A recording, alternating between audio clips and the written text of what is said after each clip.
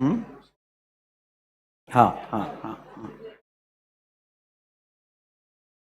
Well, so good morning to all of you. Yes, online student. Yes, good morning, beta, good morning.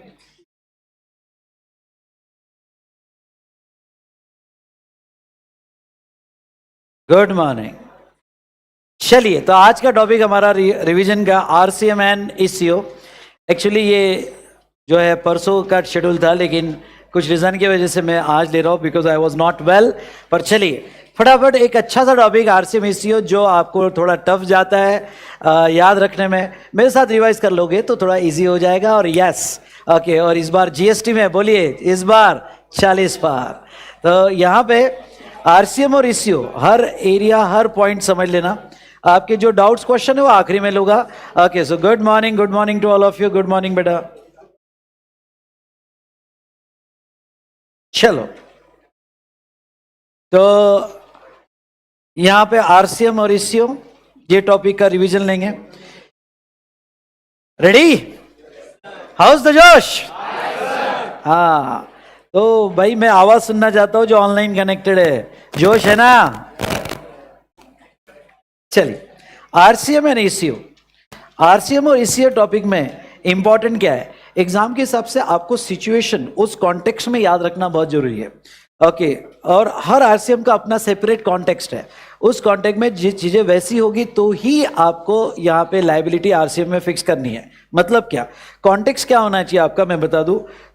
आपको 3 factor सामने आएंगे, supplier service and recipient. तो अगर आपको यह समझना है तो सप्लायर वही होना चाहिए जो उस कॉन्टेक्स्ट में नोटिफाइड है, सर्विस वही होनी चाहिए जो उस कॉन्टेक्स्ट में नोटिफाइड है, और रिसिपिएंट वही होना चाहिए जो उस कॉन्टेक्स्ट में नोटिफाइड है. जब ये तीनों कंडीशन फुलफिल हो जाएगी तब लायबिलिटी किस में आएगी बेटा? आरसीएम में आएगी. तब लायबिलिटी आरसीएम में आएगी. पहला पॉइंट ये आपको याद रखना है. ओके, और recipient is liable to pay tax. Sir अगर उस कॉन्टेक्स्ट में ओके एक भी कंडीशन फुलफिल नहीं हो रही है, मतलब सप्लायर वो नहीं है जो नोटिफाइड है या रिसिपिएंट वो नहीं है जो नोटिफाइड है, तो फिर वो केस में क्या होगा? तो वो केस में आपका फॉरवर्ड चार्ज आएगा. पर ख्याल रहे हम 2 फैक्टर पे डिस्कशन कर रहे हैं, एक है आरसीएम और एक है क्या बेटा? Forward charge. मतलब नॉर्मली तो टैक्स देने की लायबिलिटी सप्लायर की है, डिफॉल्ट है ये, यानी सप्लायर गवर्नमेंट को टैक्स देगा. ये नोटिफाइड केसेस में रिवर्स चार्ज मैकेनिज्म पे जीएसटी आएगा. पर एक चीज आपको ये ख्याल रखना है क्या, कि अगर सर्विस ही एग्जम्प्ट है, ओके सर्विस ही एग्जम्प्ट है कुछ केसेस में, तो वो केस में अगर सर्विस इटसेल्फ एग्जम्प्ट है तो वो केस में ना आरसीएम लगेगा ना फॉरवर्ड चार्ज लगेगा. इसके लिए मैंने आपको एक एग्जांपल रेगुलर क्लास में दिया था. ये बहुत से स्टूडेंट को समझ में नहीं आता है, लेकिन मैं बताता हूँ. देखो ओके, नॉर्मली एक एग्जांपल आपको अगर रेगुलर बैच का याद होगा तो मैंने दिया था कि नॉर्मली ओके मेरा बेटा जब स्कूल में जाता है तो मेरे बेटे को छोड़ने की जिम्मेदारी नॉर्मली मेरे वाइफ की है स्कूल में. ओके, आपको याद आ रहा है क्या? हाँ, ओके, मतलब normally that is normal charge. मतलब मेरी वाइफ सुबह मॉर्निंग में उसको स्कूल में छोड़ देती है. ओके, लेकिन अगर कभी मुझे क्लास से छुट्टी है मॉर्निंग में, तो वो केस में मेरी वाइफ कहती है कि देखो आज आपको छुट्टी है, तो वो कॉन्टेक्स्ट तैयार हो गया, और आपको छुट्टी है तो आप छोड़ने जाओगे, मतलब ही रिवर्स चार्ज है. कम ऑन, मतलब ही क्या? रिवर्स चार्ज है. तो जहां टैक्स लायबिलिटी है वहां फॉरवर्ड और रिवर्स चार्ज आपको फिक्स करना है. लेकिन अब समझ लो स्कूल को ही छुट्टी है, मतलब स्कूल को जाना ही नहीं है, तो question of forward charge and reverse charge does not arise. वैसे ही अगर सर्विस ही एग्जम्प्ट है, कम ऑन, क्या कहा मैंने? सर्विस ही एग्जम्प्ट है, तो question of forward charge and reverse charge does not arise. Okay, फिर तो कोई टैक्स ही नहीं लगेगा अगर सर्विस एग्जम्प्ट है. ऐसे कुछ एग्जम्पशन हम लीगल सर्विस में देखेंगे, जीटीए सर्विस में देखेंगे, ओके स्पॉन्सरशिप गवर्नमेंट सर्विसेज में देखेंगे कि जहां एग्जम्पशंस दिए गए हैं. ओके, और एग्जम्पशंस हो गए तो आपको कोई भी टैक्स लायबिलिटी क्रिएट करनी नहीं है. जो ऑनलाइन कनेक्टेड है समझाओगा तो फटाफट 1 टाइप करो. तो ये आपने देखा regarding to forward and reverse charge. चलिए अब देखो, आपको सेक्शन थोड़े लर्न करने पड़ेंगे. एक है 9(3) रिवर्स चार्ज के लिए. ओके, 9(3) कहता है कि कुछ गुड्स और सर्विसेज जो गुड्स और सर्विसेज स्पेसिफाइड होगी या नोटिफाइड होगी उसमें टैक्स रिसिपिएंट पे करेगा। 94 के रिवर्स चार्ज आपको इतने इंपॉर्टेंट नहीं है। 94 के रिवर्स चार्ज कंस्ट्रक्शन सेक्टर में है। ओके, अगर सप्लायर अनरजिस्टर्ड है और लेने वाला रजिस्टर्ड है तो वो केस में यहां पे रिवर्स चार्ज कंस्ट्रक्शन सेक्टर में नोटिफाई किया है। ओके, ये जो 3 रिवर्स चार्ज है 94 के, ये मैं एंडिंग में आपको बता दूंगा। हाँ, सबसे इंपॉर्टेंट क्या है 93 के रिवर्स चार्ज और स्पेशली सर्विस के रिवर्स चार्ज आपको इंपॉर्टेंट लिए जाएंगे। चलिए, और फिर हम ये चैप्टर में क्या डिस्कस करने वाले हैं, ये चैप्टर में फिर हम डिस्कस करेंगे section 9(5) and that is eco liability. Eco कब लायबल होगा और उसका कंप्लीट चार्ट हम यहां डिस्कस करेंगे। Done done done done. Okay, तो चलिए आते हैं रिवर्स चार्ज अंडर सेक्शन 93 और अब हम बात करेंगे 93 के रिवर्स चार्ज में सर्विस के रिवर्स चार्ज। भाई गुड्स के रिवर्स चार्ज है क्या? हाँ है, लेकिन आपको एग्जाम में नहीं पूछे जाएंगे। पर सर कोई एग्जाम्पल बता दो ना गुड्स के रिवर्स चार्ज का। कैश्यू नट्स, बीड़ी रैपर लीव्स। ओके, अगर एग्रीकल्चरिस्ट से आपने कैश्यू नट्स खरीदे, किसने खरीदे? रजिस्टर्ड पर्सन ने, तो रिवर्स चार्ज में रजिस्टर्ड पर्सन पे लायबिलिटी आएगी। या बीड़ी रैपर ल्यूज या रॉ कॉटन अगर एग्रीकल्चरिस्ट से खरीदा और किसने खरीदा? रजिस्टर्ड पर्सन ने, तो रिवर्स चार्ज में लायबिलिटी यहां पे आ जाएगी। Done done done done. Okay, चलो अब देखो यहां पे रिवर्स चार्ज में कौन कौन सी एंट्री है, ध्यान से सुनना। सबसे पहले है जीटीए, गुड्स ट्रांसपोर्ट एजेंसी। ये हमारे इंस्टीट्यूट की फेवरेट एंट्री है जीटीए। ओके, कभी कभी 1-2 मार्क के लिए, स्पेशली जब 14 मार्क का क्वेश्चन आता है या स्पेशल एग्जामिशन और आरसीएम का मिला के एक क्वेश्चन आता है 5 मार्क्स का। पिछले 4 एग्जाम में एक क्वेश्चन वो फिक्स ही 5 मार्क का फिक्स रख रहे हैं एग्जामिशन और आरसीएम का मिला के। तो जब एग्जामिशन और आरसीएम का क्वेश्चन आता है तो जब जीटीए की एक आधी एडजस्टमेंट डाल दी जाती है। ओके, जीटीए में क्या है देखो, पूरे रिवर्स चार्ज में अगर आपने पढ़ा होगा, क्योंकि ऑब्वियसली आप रिवीजन में हो मतलब ही आपने पढ़ा है। ओके, ऐसे कुछ 3 सर्विसेज है जहां ऑप्शन दिया है फॉरवर्ड चार्ज का। आई रिपीट, क्या? जहां ऑप्शन दिया है फॉरवर्ड चार्ज का। पहले तो ये जीटीए ने समझ लो क्या है, नॉर्मल सेंस में समझ लो। अगर जीटीए, कम ऑन, क्या? गुड्स ट्रांसपोर्ट एजेंसी, अगर नोटिफाइड पर्सन को सर्विस दे रहा है, किसको सर्विस दे रहा है? नोटिफाइड पर्सन को सर्विस दे रहा है। कौन सी सर्विस दे रहा है? Transportation of goods. Okay, by road. ख्याल रहे ये रिवर्स चार्ज बाय रोड्स को ही एप्लीकेबल है। पहले तो वो जीटीए होना चाहिए, ये कॉन्टेक्स्ट पूरा होना चाहिए। दूसरा, service transportation of goods by road होनी चाहिए। और तीसरा, वो नोटिफाइड पर्सन होना चाहिए। अगर ये तीनों कंडीशन फुलफिल होती है तो रिवर्स चार्ज में नोटिफाइड पर्सन टैक्स देगा। What do mean by notified person? अगर वो नोटिफाइड पर्सन में जीएसटी का रजिस्टर्ड पर्सन है, कम ऑन, क्या कहा? जीएसटी का रजिस्टर्ड पर्सन है तो नोटिफाइड पर्सन माना जाएगा। और अगर वो यहां पे जीटीए की सर्विस लेता है तो वो सिचुएशन में रिवर्स चार्ज में टैक्स आएगा। तो बहुत सी बार जब आपको प्रॉब्लम देते हैं तो प्रॉब्लम देते वक्त आपको ओके भाई inward freight service, I repeat, क्या कहा मैंने? इनवर्ट या फ्रेट अवेल्ड फ्रॉम जीटीए, तो वो केस में आपको जरूर सोचना है कि रिसिपिएंट कौन होना चाहिए? Notified person. और नोटिफाइड पर्सन अगर रजिस्टर्ड पर्सन होगा तो रिवर्स चार्ज में टैक्स लायबिलिटी आ जाएगी। ओके, दूसरा, ओके, कुछ यूआरपी, आई रिपीट, क्या? कुछ यूआरपी नोटिफाइड पर्सन माने जाएंगे। अब कौन से यूआरपी? यूआरपी मतलब अनरजिस्टर्ड पर्सन। कौन से नोटिफाइड पर्सन माने जाएंगे? अगर वो फैक्ट्री होगी, कम ऑन, क्या? वो फैक्ट्री होगी, सोसाइटी होगी, कोऑपरेटिव सोसाइटी होगी, बॉडी कॉर्पोरेट होगा, पार्टनरशिप फर्म, एलएलपी, एओपी होगा और कैजुअल टैक्सेबल पर्सन। अगर ये अनरजिस्टर्ड पर्सन हो गए तो भी ये नोटिफाइड पर्सन माने जाएंगे। और अगर ये सर्विस लेते हैं किससे? जीटीए से। कौन सी सर्विस लेते हैं? ट्रांसपोर्टेशन ऑफ गुड्स की सर्विस लेते हैं तो रिवर्स चार्ज में टैक्स लगा दिया जाएगा।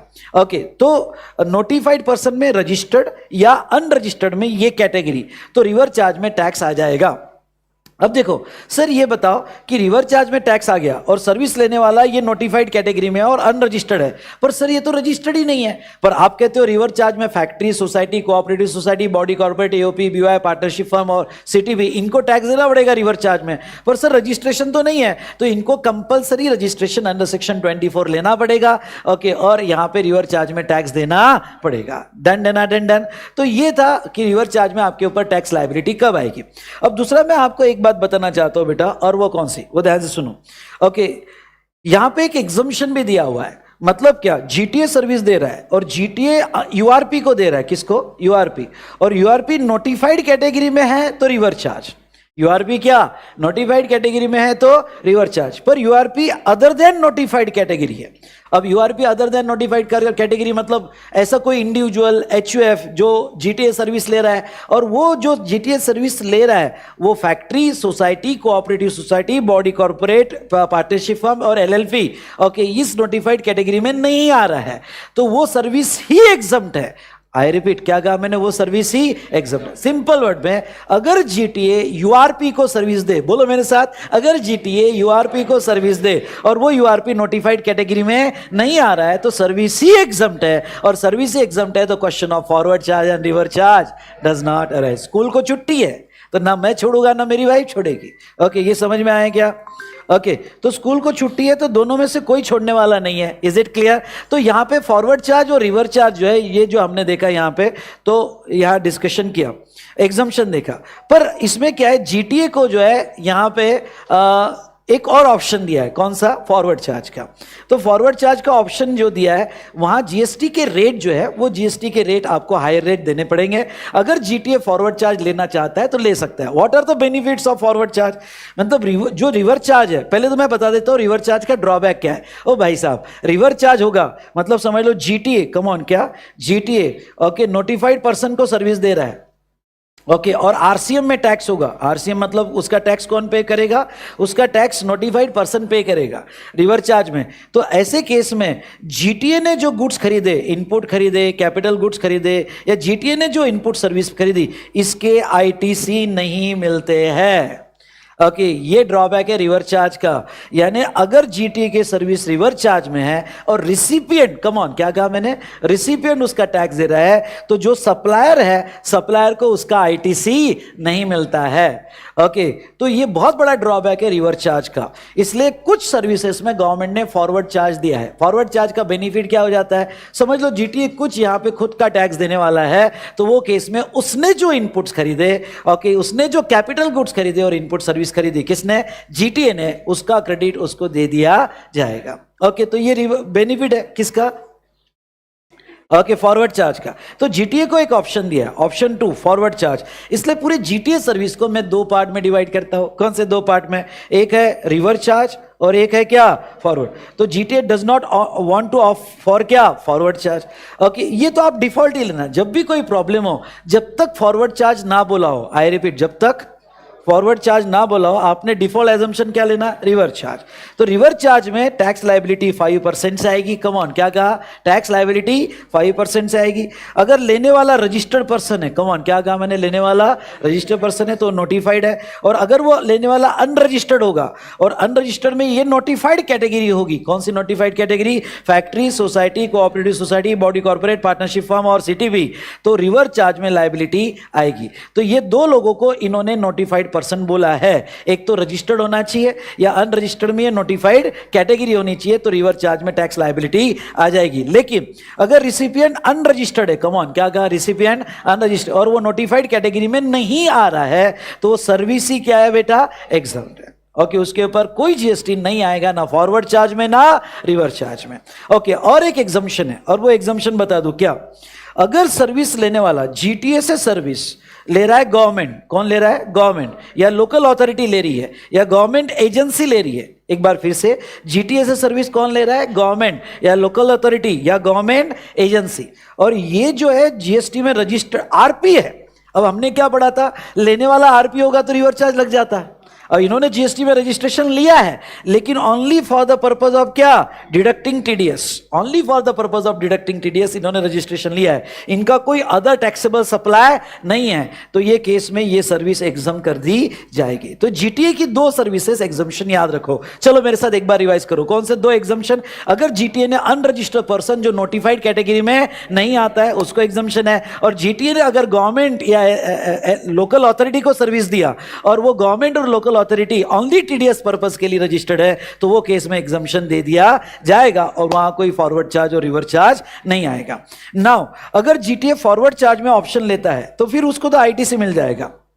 लेकिन आईटीसी लेना है तो अब तुम्हारे हो सकता है चार्ट बुक में 12% हो, लेकिन अब अमेंड कर दो। ओके, फॉरवर्ड चार्ज में अब 18% हो चुके हैं। ओ मेरे भाई अमेंड कर देना, फॉरवर्ड चार्ज में कितना 18% हो चुका है। पहले कितना था 12, अब कितना हो गया 18। सो ऑनलाइन स्टूडेंट समझ में आया क्या? ओके, ऑनलाइन स्टूडेंट या करेक्शन कर लेना, अब 18 आ चुका है, रादर देन 12 आप 18%। अगर आपने करेक्शन कर लियोगे तो फटाफट 2 टाइप करो, यस। ओके, तो फॉरवर्ड चार्ज में फायदा क्या है, उसको आईटीसी मिल जाएगा, 18% में टैक्स देना पड़ेगा। लेकिन अगर वो फॉरवर्ड चार्ज ले रहा है तो उसको डिक्लेरेशन भी देना पड़ेगा अंडर फॉरवर्ड चार्ज। ओके, तो ये फॉरवर्ड चार्ज में उसको डिक्लेरेशन देना पड़ेगा। और नो डाउट यहां पे अगर वो नॉन नोटिफाइड यूआरपी को दे रहा होगा तो एग्जम्पशन दे दिया जाएगा। चलिए, ओके, तो ये हमने दिया। Okay, regarding to GT clear, पहला service is done. Okay, under क्या बेटा, reverse charge. I hope you understood, done done done done. Okay, चलिए दूसरा सर्विस हम रिवर्स चार्ज में लेते हैं, एंड दैट सेकंड सर्विस कौन सी बेटा, लीगल सर्विस। ओके, अब ये लीगल सर्विस को समझ लो, second service is our legal service.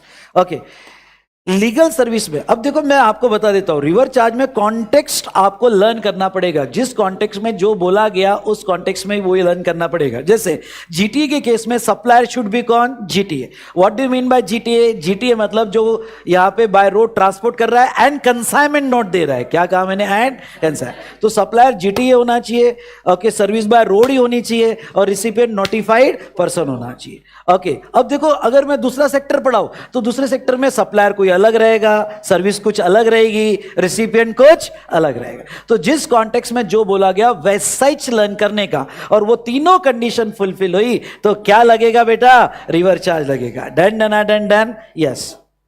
Okay, रुक जाओ, आरसीएम में आईटीसी मिलेगा नहीं मिलेगा, बाद में लूंगा। पहले बेटा रिवीजन में क्वेश्चन बीच में थोड़ी पूछते हैं, रिवीजन में क्वेश्चन एंडिंग में पूछते हैं, रिवीजन चालू है, पहले मुझे रिवाइज करने दो। ओके, फिर आखिरी में पूछो। नाउ नेक्स्ट अगर हम बात करें सेकेंड लीगल सेक्टर की, तो लीगल सेक्टर में हु शुड बी सप्लायर, चलो मेरे साथ याद करो, सप्लायर शुड बी इंडिविजुअल या सीनियर या फर्म ऑफ एडवोकेट। हाँ, रिवर्स चार्ज सिर्फ एडवोकेट कंपनी को लगाया गया। सीए अगर लीगल सर्विस देता है तो रिवर्स चार्ज नहीं है, उसका टैक्स सीए ही पे करेगा। अगर कोई यहाँ पे सीएमए या सीएस लीगल सर्विस दे रहे हैं तो उसका टैक्स सप्लायर ही पे करेगा। ये लीगल सर्विस में रिवर्स चार्ज की पहली कंडीशन है कि सप्लायर एडवोकेट होना चाहिए। पहली कंडीशन है सप्लायर एडवोकेट होना चाहिए। तो फिर वो इंडिविजुअल हो, सीनियर एडवोकेट हो या फर्म ऑफ एडवोकेट हो। और सर्विस किसको दिया, ओके, वो सर्विस बिजनेस एंटिटी को। और ध्यान सुने, ओके, लीगल सर्विस को रिवर्स चार्ज है। समझ लो तुम प्रॉब्लम सॉल्व कर रहे हो, और प्रॉब्लम सॉल्व करते को ये आ गया कि भाई एक एडवोकेट है और एडवोकेट ने लीगल सर्विस दी, दूसरा एडवोकेट ने रेंटिंग सर्विस दी, एडवोकेट ने वास्तु सर्विस दी। ओ भाई साहब, सब पे रिवर्स चार्ज नहीं बनेगा। और रिवर्स चार्ज कहां पे बनेगा, जब एडवोकेट की लीगल सर्विस होगी तो उतनी ही सर्विस पे रिवर्स चार्ज जाएगा। ओके, बाकी सर्विसेज पर एडवोकेट खुद टैक्स पे करेगा अगर उसका एग्रीगेट टर्नओवर थ्रेशोल्ड से ज्यादा होगा। अरे यस और नो? ओके, तो बाकी सर्विसेज नहीं, स्पेसिफिक लीगल सर्विस होगी तो ये रिवर्स चार्ज लगेगा। तो यहां पे ये सर्विस किसको दी, ये सर्विस बिजनेस एंटिटी को दिया तो रिवर्स चार्ज। तो यहां रिसिपिएंट का कॉन्टेक्स्ट क्या है, बिजनेस एंटिटी। जीटीए में रिसिपिएंट का कॉन्टेक्स्ट क्या था, नोटिफाइड पर्सन। तो रिसिपिएंट बदलते रहेंगे और जिस कॉन्टेक्स्ट में जो पड़ा उस कॉन्टेक्स्ट में ही आपको याद रखना है। ओके, किसी दूसरे के साथ मैच नहीं करना है। Is it clear? तो अब ऐसे सिचुएशन में यहां पे बिजनेस एंटिटी का मतलब क्या, अब देखो, ओके, आपका छोटा दिमाग बिजनेस एंटिटी को समझ लेगा कंपनी नहीं, हर वो एंटिटी जो बिजनेस कर रही है। क्या कहा मैंने? हर वो एंटिटी जो बिजनेस कर रही है, मतलब वो प्रोप्राइटर भी हो सकता है। अगर किसी प्रोप्राइटर है, अरे वो पान शॉप वाला भी बिजनेस कर रहा है, ओके, तो पान शॉप वाले ने अगर लॉयर की सर्विस ले लिया, ओके, तो रिवर्स चार्ज आ सकता है सब्जेक्ट टू एग्जम्पशन। अरे है ना, रिवर्स चार्ज। तो यहां पे कोई भी बिजनेस एंटिटी, फिर वो इंडिविजुअल हो, पार्टनरशिप फर्म हो, सोसाइटी हो, कोऑपरेटिव सोसाइटी हो, कंपनी हो, कोई भी हो, हर वो एंटिटी जो बिजनेस कर रही है तो वो केस में रिवर्स चार्ज आ जाएगा। ओके, अब यहां पे देखो क्या है, यहां पे लीगल सर्विस क्या, क्योंकि स्पेसिफिक सर्विस आपकी लीगल होनी चाहिए। अब स्पेसिफिक सर्विस लीगल होनी चाहिए। What do mean by legal service? Legal service मतलब वो कहते हैं एडवाइस, कंसल्टेंसी या technical assistance in any branch of law. किसी भी इंडिया के लॉ के अंडर में अगर आप एडवाइस करोगे, टेक्निकल असिस्टेंस दोगे, तो वो केस में वो लीगल सर्विस मानी जाएगी। या कोर्ट में रिप्रेजेंट करना, आई रिपीट, कोर्ट में रिप्रेजेंट करना, ये लीगल सर्विस मानी जाएगी। इसके अलावा लॉयर अगर फालतू दूसरी सर्विसेज देता है, फालतू या कोई भी दूसरी सर्विसेज देता है, तो वो केस में रिवर्स नहीं, वो केस में फॉरवर्ड चार्ज होगा। ये लीगल सर्विस मतलब किसी ब्रांच ऑफ लॉ में एडवाइस ही होनी चाहिए, या असिस्टेंस होना चाहिए, या रिप्रेजेंटेशन होना चाहिए, तो ही लीगल सर्विस मानी जाएगी।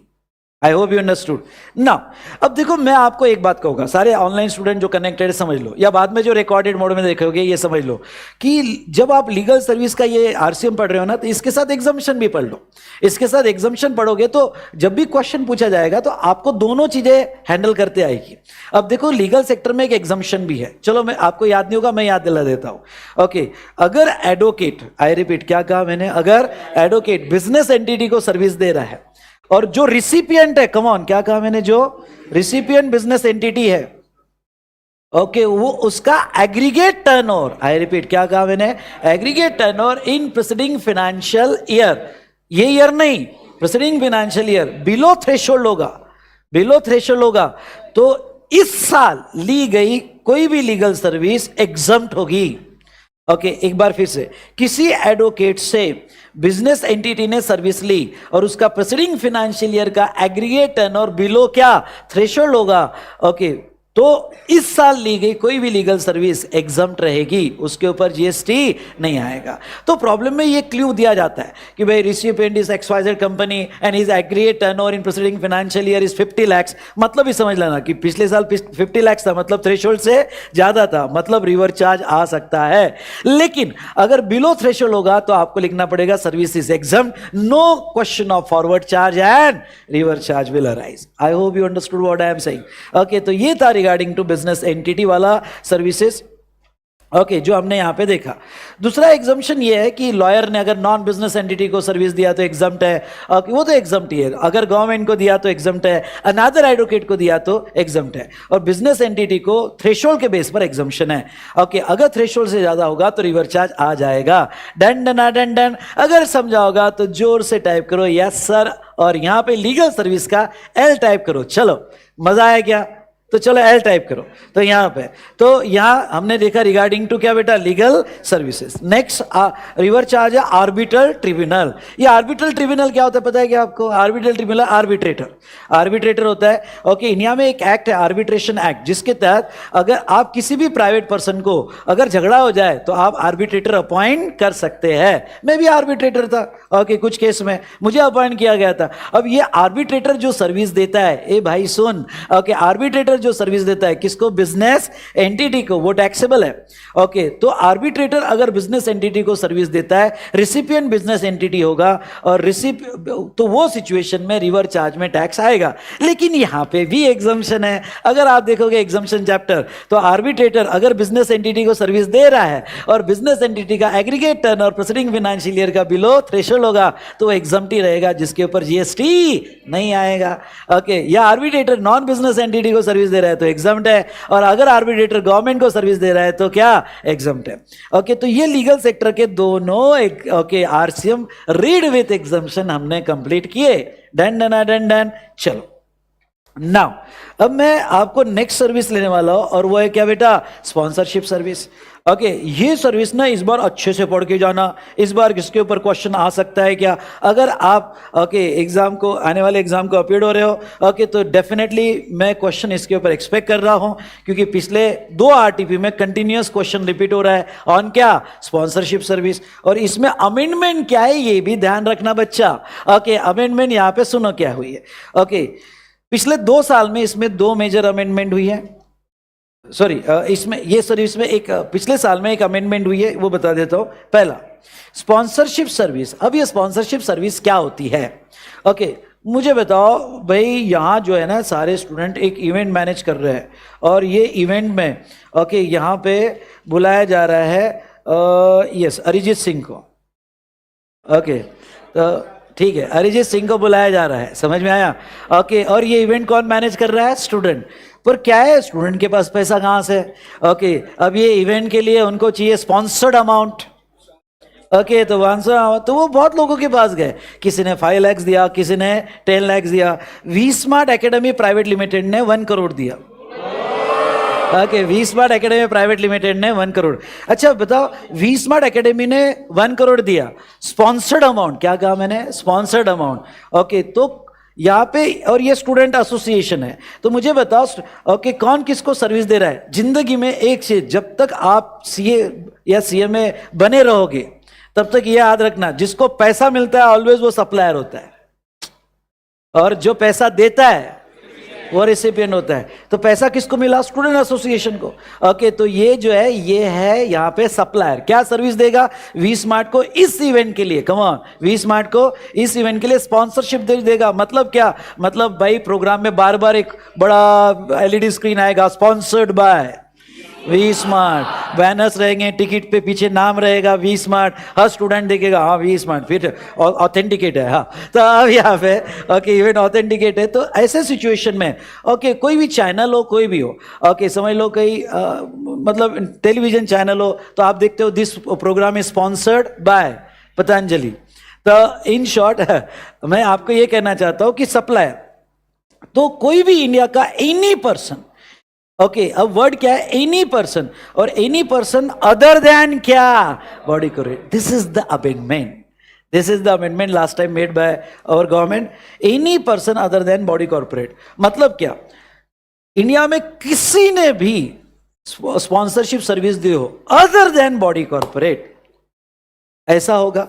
सर्विस कौन सी होनी चाहिए, स्पॉन्सरशिप सर्विस, और लेने वाला कौन होना चाहिए, लेने वाला कौन होना चाहिए, बॉडी कॉर्पोरेट और partnership firm located in a taxable territory. तो जो रिसिपिएंट बॉडी कॉर्पोरेट और पार्टनरशिप फर्म, रिवर चार्ज में टैक्स आएगा। और हमारी इंस्टीट्यूट क्या मानती है पता है क्या, हमारी इंस्टीट्यूट मानती है इतने पैरामीटर पे कौन सा स्टूडेंट याद रख पाएगा, मिस्टेक जरूर करेगा। चलो पूछते हैं क्वेश्चन, और उनको पता नहीं है आपने मेरा क्लास या रिवीजन किया है, हाँ, तो आप मिस्टेक नहीं करोगे। ओके, तो बताओ रिवर चार्ज कब लगेगा। ओके, रिवर चार्ज कब लगेगा, supplier should be any person, maybe proprietor, maybe partnership firm, maybe trust, maybe society, any person other than body corporate। अब other than body corporate मतलब सप्लायर अगर body corporate होगा तो क्या लग जाएगा बेटा, फॉरवर्ड चार्ज लग जाएगा। समझ में आया, सप्लायर अगर बॉडी कॉर्पोरेट होगा तो क्या लग जाएगा, फॉरवर्ड चार्ज लग जाएगा। और रिसिपिएंट कौन होना चाहिए, ओके, रिसिपिएंट होना चाहिए, हाँ, रिवर चार्ज तभी लगेगा जब रिसिपिएंट क्या होगा, बॉडी कॉर्पोरेट या पार्टनरशिप फर्म। अगर रिसिपिएंट बॉडी कॉर्पोरेट और पार्टनरशिप फर्म नहीं है इन अ टैक्सेबल टेरिटरी, तो फिर फॉरवर्ड चार्ज, फिर फॉरवर्ड, ऐसा ऐसा ऐसा होगा तो ही रिवर्स, नहीं तो फॉरवर्ड। समझ में आया क्या, नहीं तो फॉरवर्ड चार्ज। तो चलो ये हमने देखा स्पॉन्सरशिप सर्विस। फिर हम देखते हैं, ये समझा क्या स्पॉन्सरशिप सर्विस, समझा होगा हाँ, ओके, स्पॉन्सरशिप सर्विस समझा क्या, समझा होगा तो बोलो यस सर, ठीक है। उसके बाद में नेक्स्ट यहां पे हम देखेंगे सर कुछ क्वेश्चंस आप लोगे क्या, एक आखिरी में 2-3 क्वेश्चन जो इंपॉर्टेंट है मैं ले लूंगा आरसीएम के, और कुछ इंपॉर्टेंट क्वेश्चंस आपको बता दूंगा कि आपने कौन कौन से करने हैं। पहले मैं पूरा आरसीएम एक फ्लो में रिवाइज कर देता हूं, and then we will discuss some important questions, ठीक है। नाउ नेक्स्ट देखते हैं गवर्नमेंट सर्विसेज। गवर्नमेंट सर्विस में एक चार्ट मैंने आपको बना के दिया था, और ये चार्ट गवर्नमेंट सेक्टर में जो है दो आरसीएम है, और ये फटाफट चार्ट में आपको बता देता हूं। गवर्नमेंट सर्विस में क्या है, देखो, अगर गवर्नमेंट या लोकल अथॉरिटी सर्विसेज दे रही है, और ये सर्विसेज बिजनेस एंटिटी को दे रही है, किसको, बिजनेस एंटिटी को दे रही है, तो रिवर चार्ज में बिजनेस एंटिटी पे टैक्स आएगा। कॉन्टेक्स्ट समझना, सप्लायर शुड बी कौन, सप्लायर कौन, गवर्नमेंट या local authority, service any service, service क्या बेटा, एनी सर्विस, ओके, और दूसरा लेने वाला बिजनेस एंटिटी, तो वो सिचुएशन में रिवर चार्ज आएगा। फिर रेंटिंग के लिए उन्होंने अलग एंट्री दी है, ओके। तो मैंने आपको जो चार्ट बना के दिया था हमारे रेगुलर क्लास में, मैंने कैसे बढ़ाया था आपको बताता हूँ, रीड विथ एक्सेप्शंस, एक्सेप्शंस को ध्यान में रखते हुए, अगर गवर्नमेंट या लोकल अथॉरिटी ऑल सर्विसेज, कोई भी सर्विसेज अगर बिजनेस एंटिटी को दे, come on, in a taxable territory, तो गवर्नमेंट अगर बिजनेस एंटिटी को सर्विस दे तो रिवर चार्ज में टैक्स आ जाएगा। आई रिपीट, क्या कहा मैंने, रिवर चार्ज में टैक्स आ जाएगा। पर यहां एग्जम्पशन भी है, वही थ्रेशोल्ड वाला। ओके, थ्रेशोल्ड वाला मतलब अगर गवर्नमेंट ने सर्विसेज दी और गवर्नमेंट ने सर्विसेज यहां पे बिजनेस एंटिटी को दी, लेकिन बिजनेस एंटिटी का एग्रीगेट टर्न और प्रीसीडिंग फाइनेंशियल ईयर में बिलो थ्रेशोल्ड है, तो यहां पे भी एग्जम्पशन दिया है। Like legal services, I repeat, like क्या, लीगल सर्विसेज, यहां पे भी एग्जम्पशन दिया है। ओके, लेकिन इसके कुछ एक्सेप्शन है, 4 एक्सेप्शन है। पहला, रेंटिंग ऑफ इमूवेबल प्रॉपर्टी। दूसरा, department of post, ministry of Indian railway. तीसरा, service in relation to vessel और aircraft as a at port और एयरपोर्ट। नेक्स्ट क्या है, ट्रांसपोर्ट ऑफ गुड्स और पैसेंजर ट्रांसपोर्ट सर्विसेज।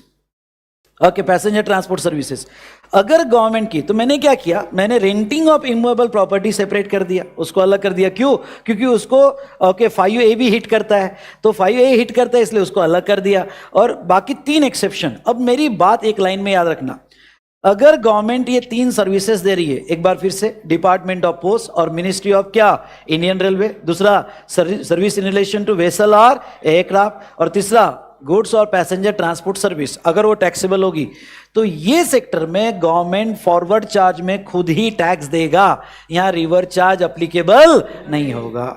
क्यों ना है गवर्नमेंट सर्विस बिजनेस को या पब्लिक को, किसी को भी हो। जैसे for example, Indian railway AC class में सर्विस दे रही है, एसी क्लास की टिकट वो छोटे बच्चे को दी जाए, या एसी क्लास की टिकट पर्सन को दी जाए, या एसी क्लास की टिकट बिजनेस एंटिटी को दी जाए, एसी क्लास इंडियन रेलवे का टैक्सेबल रहेगा, मतलब रहेगा, और वो भी फॉरवर्ड चार्ज में। और उसका टैक्स कौन पे करेगी, इंडियन गवर्नमेंट या लोकल अथॉरिटी पे करेगी। अरे यस और नो, तो वो पैसेंजर ट्रांसपोर्ट हो या वो क्या, गुड्स। ओके भाई, इंडियन रेलवे मालगाड़ी से गुड्स ट्रांसपोर्ट कर रही है, ओके, तो Indian railway goods transport Indian railway का होगा, तो वो टैक्सेबल है, और वो फॉरवर्ड चार्ज में गवर्नमेंट ही उसका टैक्स पे करेगी। अरे समझ में आया क्या? तो ये ध्यान रखना, तो ये जो है फॉरवर्ड चार्ज में टैक्सेबल होगा। नाउ नेक्स्ट, यहां पे रेंटिंग ऑफ इमूवेबल प्रॉपर्टी समझ लो। रेंटिंग ऑफ इमूवेबल प्रॉपर्टी में यहां पे अगर आपने रेंटिंग किया बाय गवर्नमेंट और इंडियन रेलवे, अब एक चीज समझ लो, इंडियन रेलवे की रेंटिंग होगी तो fully taxable under forward charge. एक लाइन याद रखना, इंडियन रेलवे की सारी सर्विसेज टैक्सेबल है अंडर क्या, forward charge, under forward charge. Other than Indian railway government होगी, मतलब गवर्नमेंट या local authority other than Indian railway होगी, तो अगर वो रजिस्टर्ड पर्सन को देता है, किसको, रजिस्टर्ड पर्सन को देता है, तो रिवर्स चार्ज अप्लीकेबल होगा। और अगर renting of immovable property government unregistered person को देगी, तो इस पे टैक्स आएगा और ये फॉरवर्ड चार्ज में टैक्स किया जाएगा। थोड़ा इसको समझ लो अच्छे से। समझ लो, गवर्नमेंट ने अपनी शॉप्स रेंट पे दिया, रजिस्टर्ड को दिया तो रिवर्स चार्ज, और गवर्नमेंट ने अपनी शॉप से ऑफिसेस अनरजिस्टर्ड को दिया तो फॉरवर्ड चार्ज। ये समझा है, नहीं समझा? तो रेंटिंग अगर लेता है, स्पेशली मैंने क्या कहा, रेंटिंग अगर लेता है तो उस पर टैक्स आएगा, ये कंफर्म है गवर्नमेंट की रेंटिंग पे। बस आपको ये डिसाइड करना है कि फॉरवर्ड और रिवर्स। हाँ, इंडियन रेलवे होगा तो इंडियन रेलवे के केस में ऑलवेज फॉरवर्ड, इंडियन रेलवे के केस में always forward charge. I hope you understood. तो ये हमने गवर्नमेंट सर्विस से रिलेटेड रिवर्स चार्ज वाला ओके कॉन्सेप्ट देखा, और कहाँ एक्सेप्शन में फॉरवर्ड चार्ज आएगा वो हमने देखा। तो गवर्नमेंट सर्विस सबको समझ गया क्या? अगर गवर्नमेंट सर्विस समझ गया होगा तो यस 4 टाइप करो, जितने भी स्टूडेंट यहाँ कनेक्टेड है। ओके, तो एक बार फिर से, बाकी कोई भी सर्विस बिजनेस एंटिटी को दी तो रिवर्स चार्ज, लेकिन ये सर्विसेज दी तो फॉरवर्ड चार्ज। और रेंटिंग के केस में डिसीजन लेने पड़ेंगे, रेंटिंग रजिस्टर्ड को दिया तो रिवर्स चार्ज, और रेंटिंग अनरजिस्टर्ड की दिया तो फॉरवर्ड चार्ज। ये समझ में आया? Very good. चलो नाउ, अब एक और रेंटिंग सर्विस मैं यहां पे लेता हूं, renting of residential dwelling and commercial property. अब देखो entry number 5AA, services by any person और रेसिडेंशियल ड्वेलिंग वो दे रहा है रजिस्टर्ड पर्सन को, यानी समझना, पर्सन कोई भी हो, सप्लायर एनी पर्सन हो, सप्लायर समझ लो एनी पर्सन है, supplier any person may be registered हो या मे बी क्या, अनरजिस्टर्ड हो, और वो रेंट पे दे रहा है, और रेंट पे रेसिडेंशियल ड्वेलिंग दे रहा है। ओके, और ये रजिस्टर्ड पर्सन को दे रहा है। कम ऑन, किसको दे रहा है? Registered person. तो यहां आरसीएम लग जाएगा। कॉन्टेक्स्ट सही होना चाहिए, supplier should be any person, service should be renting of residential dwelling, और लेने वाला कौन? Registered person. तो वो केस में रिवर्स चार्ज अप्लीकेबल हो जाएगा। सुनो दोस्तों, यहाँ पे what do you mean by residential dwelling, मतलब रहता हुआ घर, may be flat, house, bungalow जो आप रेंट पे दे रहे हो। इंडिया में गवर्नमेंट ने क्या किया, इंडिया में यहाँ पे जब मैं एग्जम्पशन पढ़ाऊँ तो अब एग्जम्पशन के साथ ही आरसीएम लेता हूँ। एग्जम्पशन अगर आप पढ़ोगे तो एंट्री नंबर 12 है, और उसमें क्या लिखा है, उसमें ये लिखा है कि अगर रेसिडेंशियल ड्वेलिंग रेंट पे दी जाती है, कम ऑन क्या कहा, रेसिडेंशियल ड्वेलिंग रेंट पे दिया जाता है और वो अनरजिस्टर्ड को दिया जाता है फॉर रेसिडेंस पर्पज। तीन बातें, रेसिडेंशियल ड्वेलिंग रेसिडेंस के लिए दिया जा रहा है और क्या अनरजिस्टर्ड को दिया जा रहा है, तो वो एग्जम्प्ट है, वो एग्जम्प्ट है। लेकिन अगर रेसिडेंशियल ड्वेलिंग रजिस्टर्ड पर्सन को दिया जा रहा है, मतलब मैं अपना फ्लैट कोई कंपनी को रेंट पे दे रहा हूं गेस्ट हाउस के लिए, तो कोई कंपनी को गेस्ट हाउस के लिए मैं रेंट पे दे रहा हूं अपना फ्लैट, तो लेने वाली कौन है बेटा, कंपनी, और वो बिजनेस के लिए यूज करेगी। वो किसके लिए, बिजनेस के लिए, और रजिस्टर्ड पर्सन पे बिल बनेगा तो ये केस में टैक्स आएगा भाई साहब। और ये केस में रिवर चार्ज में कौन टैक्स पे करेगा, रजिस्टर्ड पर्सन रिवर चार्ज में टैक्स पे करेगा। Done done done done, okay. तो यहां पे सप्लायर कोई भी हो, लेने वाला अगर रजिस्टर्ड होगा तो रिवर चार्ज में टैक्स आएगा। ओके, तो ये हमने देखा renting of residential dwelling.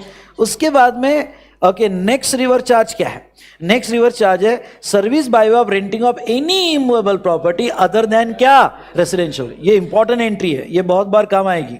Okay, तो अब देखो अगर आपकी immovable property other than residential dwelling, shop होगा, ऑफिस होगा, वेयर हाउस होगा, या किसी भी टाइप की इमूवेबल प्रॉपर्टी होगी, ओके, किसी भी टाइप की इमूवेबल प्रॉपर्टी होगी और आप रेंट पे दे रहे हो और जो रेसिडेंशियल ड्वेलिंग नहीं है, यहां रिवर चार्ज कैसे कब आएगा, कॉन्टेक्स्ट याद रखना। यहां रिवर चार्ज आएगा सप्लायर इज अनरजिस्टर्ड, क्या होना चाहिए, सप्लायर अनरजिस्टर्ड, लेने वाला registered, other than composition dealer, तो वो केस में रिवर चार्ज आएगा। अब ध्यान सुनना, इसका मतलब क्या, मतलब अगर मेरी शॉप है और मैं अनरजिस्टर्ड हूं और शॉप रेंट पे दे रहा हूं, पर जो मेरा शॉप लेने वाला है वो जीएसटी में रजिस्टर्ड है, तो रिवर चार्ज आएगा, पर रिसिपिएंट कंपोजिशन लेवी में नहीं होना चाहिए, रिसिपिएंट कंपोजिशन डीलर में नहीं होना चाहिए। ओके, एक बार फिर से, ऐसा ऐसा ऐसा होगा तो ही रिवर चार्ज, नहीं तो फॉरवर्ड। मतलब क्या, मतलब अगर सप्लायर रजिस्टर्ड पर्सन है और खुद रेंट पे दे रहा है, समझ में आया क्या, सप्लायर क्या रजिस्टर्ड पर्सन है और कमर्शियल प्रॉपर्टी रेंट पे दे रहा है, तो फॉरवर्ड।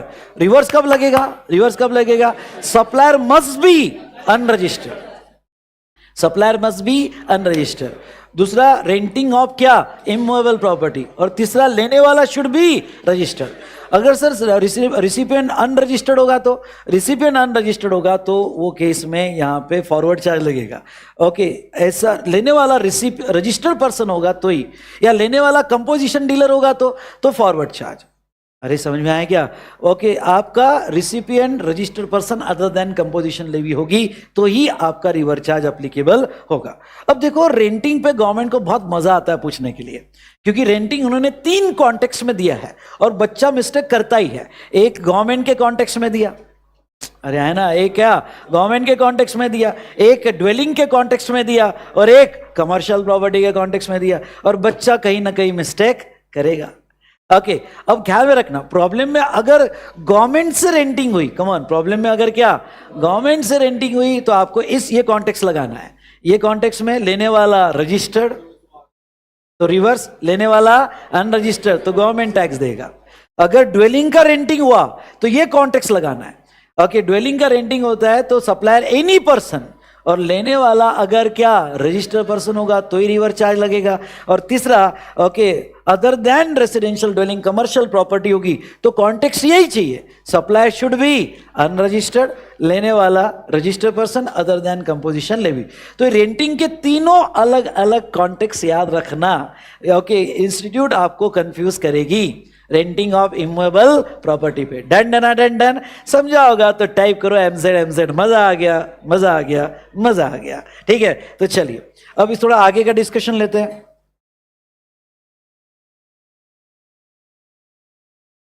बेटा ये कंस्ट्रक्शन वाला मत पढ़ना, इंटर में एप्लीकेबल नहीं है, ये क्रॉस कर देना, कंस्ट्रक्शन वाला क्रॉस कर देना। ओके, इंटर में एप्लीकेबल नहीं है। उसके बाद में डायरेक्टर ऑफ द कंपनी, भाई साहब ये अगेन फेवरेट एरिया है, 2-3 बार पूछ लिया है, डायरेक्टर ऑफ अ कंपनी। ठीक है, read with para 1 of schedule 3। Para 1 of schedule 3 क्या था? शेड्यूल 3 था कुछ एक्टिविटी सप्लाई नहीं बोली जाएगी, उसमें था service provided by employee to employer in the course of employment. तो चलिए थोड़ा आपको बता दूं। अब देखो इन्होंने ये कॉन्टेक्स्ट कैसे डिफाइन किया। ओके, अगेन इसका रिवर चार्ज का ऑब्जेक्ट है अनऑर्गेनाइज टू ऑर्गेनाइज सेक्टर। एक डायरेक्टर अपने कंपनी को बहुत सारी सर्विसेज देता है, तो इन द कैपेसिटी ऑफ डायरेक्टर। तो अगर एक डायरेक्टर अपने कंपनी को सर्विस देता है तो डायरेक्टर तो बहुत सी बार अनऑर्गेनाइज होते हैं, पर लेने वाली कंपनी जो है रिसिपिएंट वो ऑर्गेनाइज होते हैं। तो बेटर वे डायरेक्टर पे टैक्स लगाने के बजाय किस पे टैक्स लगा दो? रिसिपिएंट पे लगा दो, वो ज़्यादा बेटर रहेगा। ओके, तो इन्होंने एक रिवर चार्ज नोटिफाई किया। इंडिया का कोई भी डायरेक्टर अपने ही कंपनी या बॉडी कॉर्पोरेट को सर्विसेज देगा तो उसके जो रेम्यूनरेशन होगा या उसका जो फीस होगा, सिटिंग फीस वगैरह, अरे है ना, तो उसका रेम्यूनरेशन या सिटिंग फीस पे जो जीएसटी आएगा वो रिवर चार्ज में बॉडी कॉर्पोरेट या कंपनी उसका जीएसटी पे करेगी। Done done done done. Okay, company पे करेगी। पर इसको हिट कर दे, ओके, इसको हिट करके दो चीजें। एक, डायरेक्टर ने रिवर चार्ज क्या था? रिवर चार्ज था डायरेक्टर टू कंपनी। फिर एक सवाल हिट हुआ कि अगर डायरेक्टर एम्प्लॉय होगा, कम ऑन, अगर डायरेक्टर क्या एम्प्लॉय होगा कंपनी का और उसको एम्प्लॉय की सैलरी मिल रही होगी जिसका TDS section 192 of income tax act में डिडक्ट हो रहा है, तो फिर क्या वो भी रिवर चार्ज में आएगा? तो आंसर इज नो, क्योंकि para 1 of schedule 3 says service provided by क्या? Employee to employer in the course of employment, तो वो सप्लाई नहीं माना जाएगा और वो केस में टैक्स नहीं आएगा। अब ये इन द कोर्स ऑफ एम्प्लॉयमेंट कैसे माना जाएगा? तो इन शॉर्ट, कंपनी अगर डायरेक्टर के रेम्यूनरेशन का टीडीएस सेक्शन 192 में डिडक्ट कर रही होगी, किसमें? Section 192 of income tax act में डिडक्ट कर रही होगी, तो वो इन द कोर्स ऑफ एम्प्लॉयमेंट माना जाएगा और उसके ऊपर कोई भी टैक्स नहीं आएगा।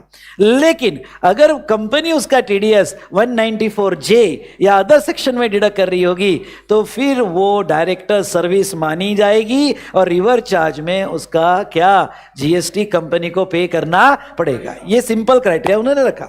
ओके, तो बताओ क्या क्राइटेरिया होगा डायरेक्टर पे रिवर चार्ज आएगा नहीं आएगा?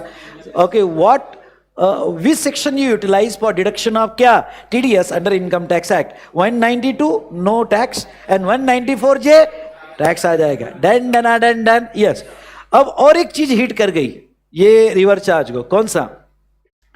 कुछ सर्विसेज ऐसी होती है कि डायरेक्टर कैपेसिटी में नहीं प्रोवाइड कर रहा है। ओके, डायरेक्टर ओन कैपेसिटी में प्रोवाइड कर रहा है। एक सीबीआईसी क्लैरिफिकेशन है, समझ लो डायरेक्टर जो है, मैंने अपनी प्रॉपर्टी रेंट पे दी और रेंट पे दी कंपनी को, मैं डायरेक्टर भी हूं और मैंने ये प्रॉपर्टी, जैसे ये हॉल है क्लासरूम, ये क्लासरूम मेरे नाम का है और मैंने जो ये क्लासरूम कंपनी को रेंट पे दिया है, समझ में आया क्या?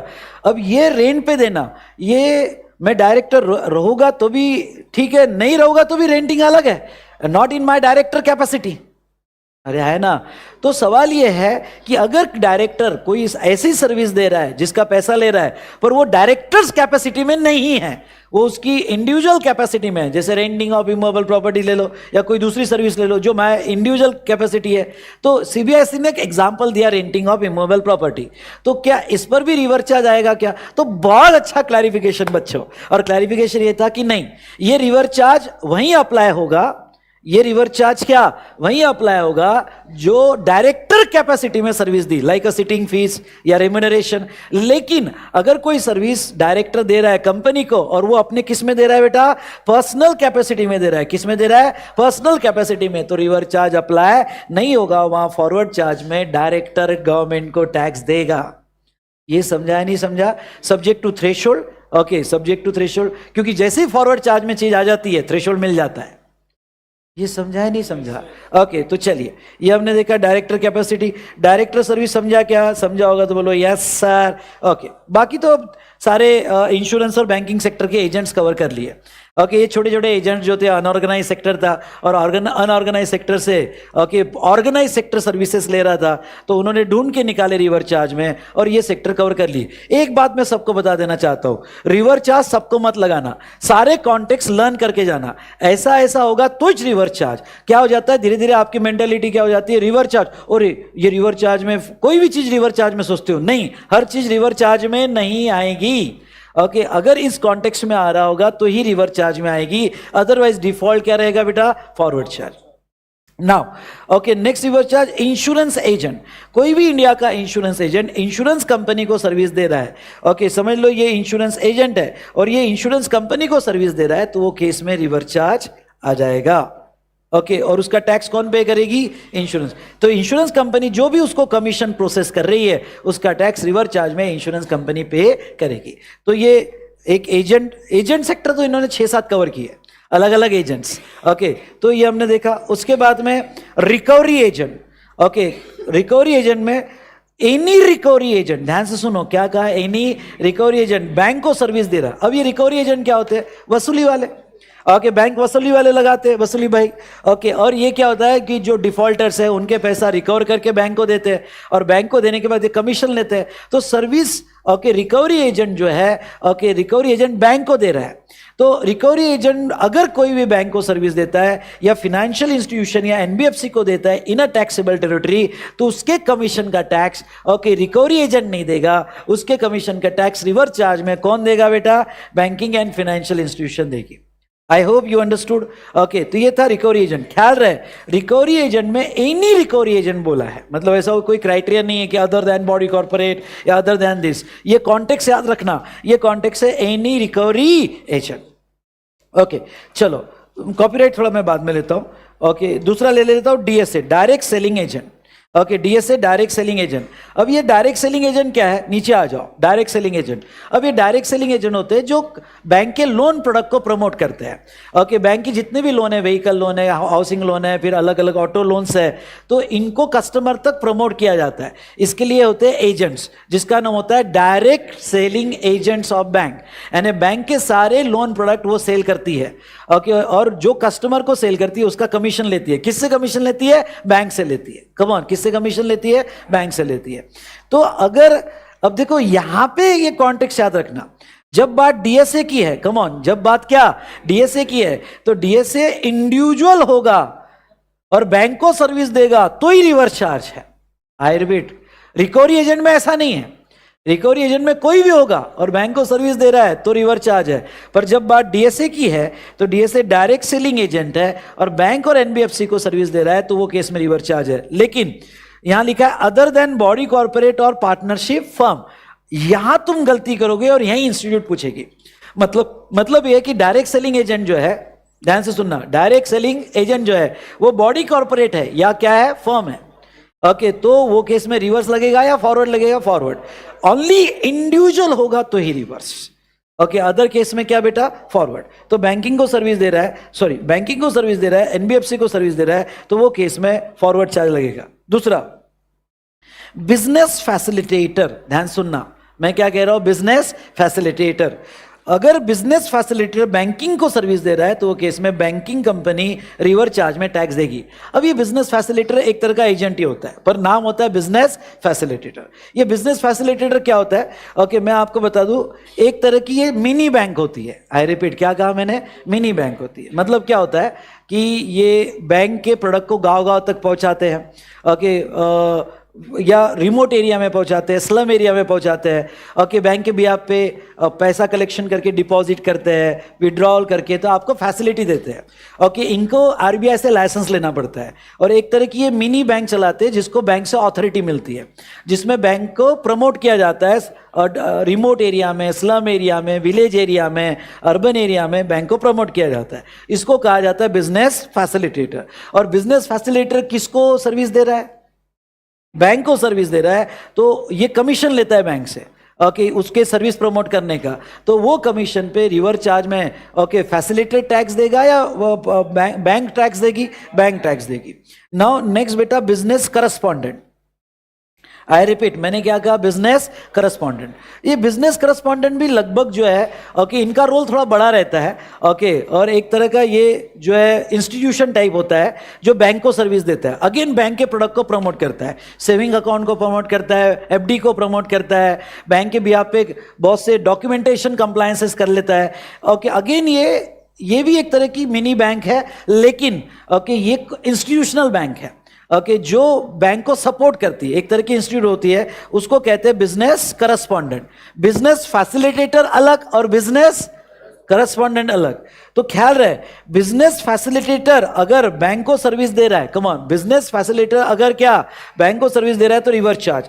लेकिन बिजनेस करस्पॉन्डेंट में वो क्या कहते हैं, अगर बिजनेस करस्पॉन्डेंट एजेंट होगा, एजेंट ऑफ बिजनेस करस्पॉन्डेंट, अगर बिजनेस करस्पॉन्डेंट को सर्विस दे रहा है तो रिवर्स चार्ज है। मैं कहना क्या चाहता हूं, देखो मैं थोड़ा स्ट्रक्चर डिजाइन करता हूं। ये रही बैंक, ओके, एक बिजनेस फैसिलिटेटर बैंक को सर्विस दे रहा है, एक बिजनेस करस्पॉन्डेंट बैंक को सर्विस दे रहा है, और एक बिजनेस करस्पॉन्डेंट का एजेंट बिजनेस करस्पॉन्डेंट को सर्विस दे रहा है। ये समझ में आया क्या? अच्छा, पहला, बिजनेस फैसिलिटेटर बैंक को सर्विस दे रहा है, क्या रिवर्स चार्ज लगेगा? यस। बिजनेस करस्पॉन्डेंट अगर बैंक को सर्विस दे रहा है तो यहां रिवर्स चार्ज नहीं है। समझ में आया क्या? बिजनेस फैसिलिटेटर अगर दे रहा है तो रिवर्स चार्ज है। बिजनेस करस्पॉन्डेंट दे रहा होगा और किसको सर्विस दे रहा होगा? बैंक को, तो यहां पे फॉरवर्ड चार्ज है, रिवर्स चार्ज नहीं है। तो फिर रिवर्स चार्ज क्या है? अगर बिजनेस करस्पॉन्डेंट का एजेंट है, कम ऑन, बिजनेस करस्पॉन्डेंट का एजेंट, और एजेंट अगर बिजनेस करस्पॉन्डेंट को सर्विस दे रहा है तो वो रिवर्स चार्ज में है। मेरी बात समझे क्या? यस। तो प्रॉब्लम सॉल्व करते वक्त, कम ऑन, क्या कहा मैंने?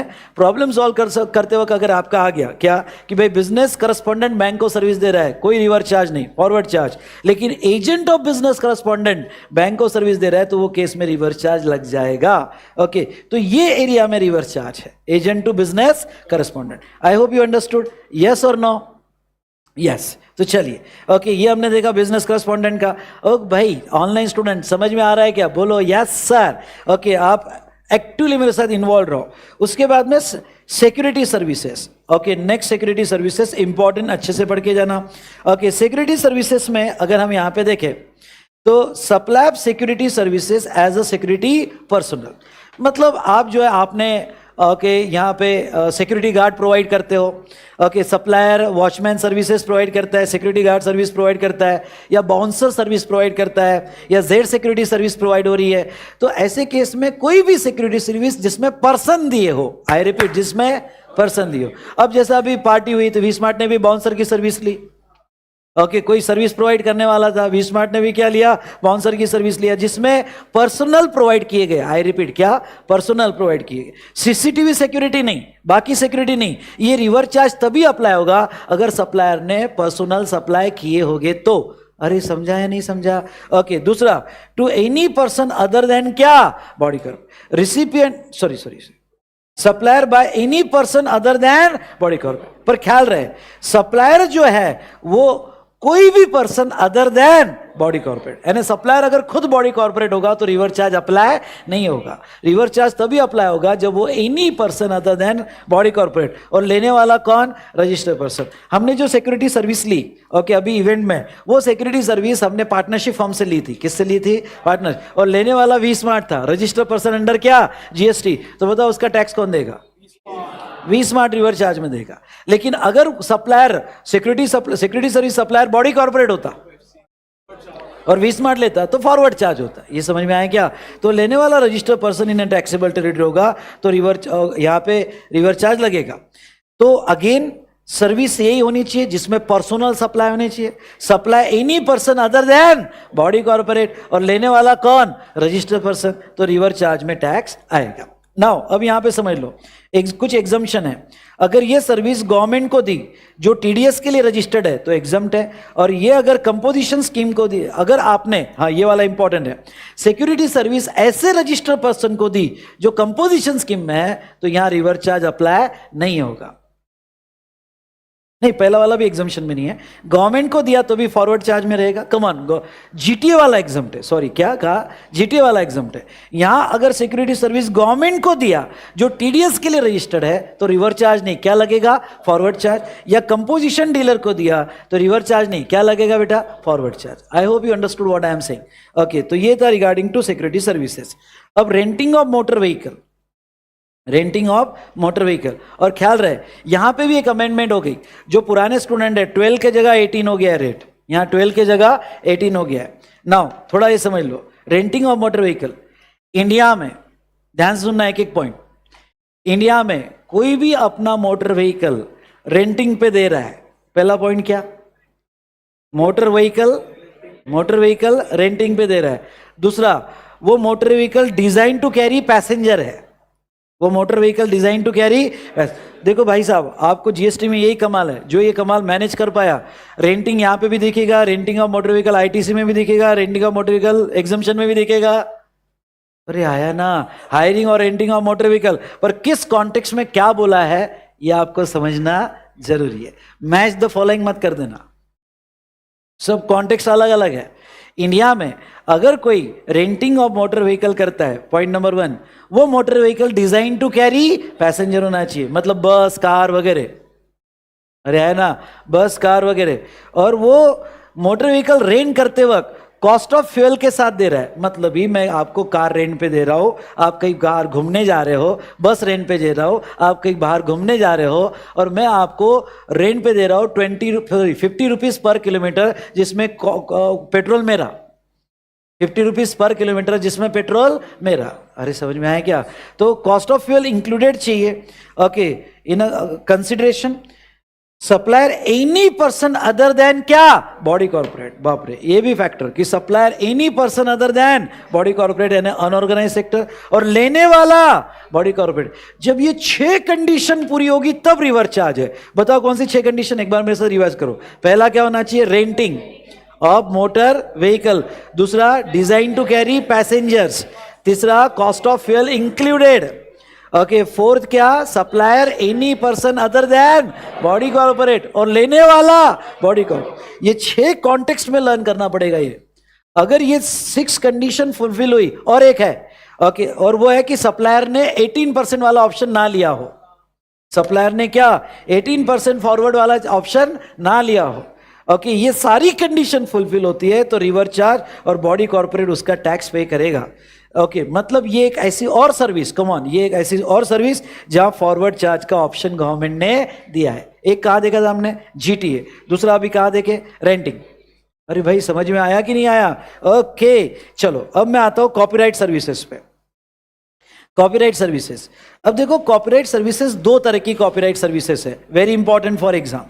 कॉपीराइट सर्विसेज 2 तरह की कॉपीराइट सर्विसेज है, very important for exam. Okay, आपके एग्जाम में आ सकता है। ओके, अब देखो कॉपीराइट सर्विसेज में मैं आपको ये बता दूं कि एंट्री नंबर 9 और एंट्री नंबर क्या 9 है। ओके, एंट्री नंबर 9 है। एंट्री नंबर 9 कहता है अगर सप्लायर म्यूजिक कंपोजर, फोटोग्राफर और आर्टिस्ट होगा।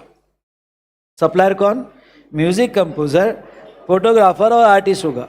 सर्विस होगी ओरिजिनल, आई रिपीट, क्या कहा मैंने, ओरिजिनल, ड्रामेटिक, म्यूजिकल और क्या, आर्टिस्टिक। मतलब जो ओरिजिनल टैलेंट है लोगों का, ओके, और वो सर्विस दे रहे हैं, इसका कॉपीराइट दे रहे हैं। किसको कॉपीराइट दे रहे हैं? म्यूजिक कंपनी और प्रोड्यूसर को। भाई AR रहमान ने कोई यहाँ पे म्यूजिक बनाया और उसका कॉपीराइट कोई प्रोड्यूसर को दे रहा है या म्यूजिक कंपनी को दे रहा है, समझ में आया क्या? तो ऐसे केस में पर वो ओरिजिनल सप्लायर का होना चाहिए, कॉपी नहीं होना चाहिए किसी का, अनुमलिक नहीं होना चाहिए, ठीक है?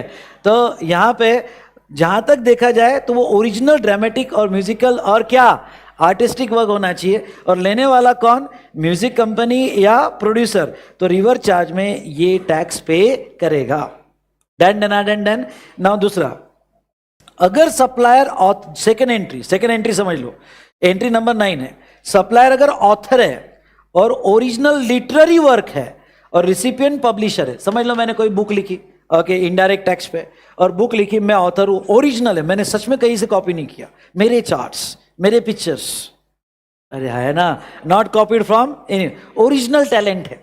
और ये जो है मैंने अपने लिटरेरी वर्क के कॉपीराइट पब्लिशर को दिए, टैक्समैन को, और मैं उसकी रॉयल्टी ले रहा हूं। क्या ले रहा हूं? उसकी रॉयल्टी ले रहा हूं। तो डिफॉल्ट पब्लिशर ही उसका टैक्स देगा। कम ऑन, डिफॉल्ट क्या, पब्लिशर ही उसका टैक्स देगा। लेकिन ये सेकंड वाले केस में फॉरवर्ड चार्ज का भी ऑप्शन है। आई रिपीट, सेकंड वाले केस में फॉरवर्ड चार्ज का भी ऑप्शन है। क्या?